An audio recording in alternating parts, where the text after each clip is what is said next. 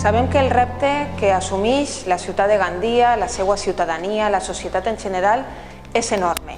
Ningú en una situació com aquesta pot quedar fora del sistema, pot quedar desprotegit, pot quedar oblidat. I també tenim el repte de reactivar la vida socioeconòmica que tenia la ciutat abans d'entrar en aquesta situació d'alarma. El haver pogut tenir l'oportunitat de treballar amb aquesta representació social, cadascuna de les mesures que hem anat posant en marxa, però també les mesures de futur, li donarà solidesa a l'eixida d'aquesta crisi. Volem agrair al govern local i a tots els agents socials i diferents grups polítics que han respaldat aquest pacte de ciutat. La confiança la tenim que traslladar nosaltres per a que tot el món la senga i també la trasllade.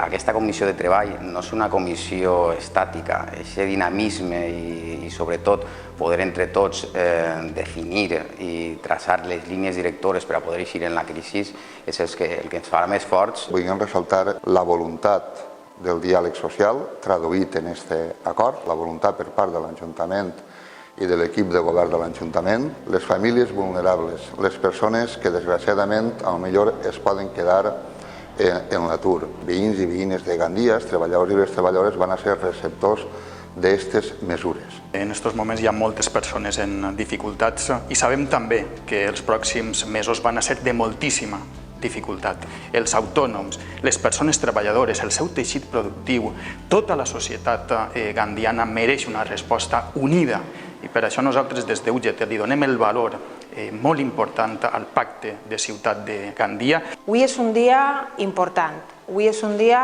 si m'ho permeteu també, emocionant. Me sent molt orgullosa de la reacció que ha tingut la ciutadania i la societat davant d'una crisi com aquesta. Li hem demanat disciplina, els hem demanat responsabilitat i la ciutadania ha complit. I és el moment que nosaltres, els seus representants, també complim i estiguem a l'alçada. Tots units serem capaços d'eixir d'esta.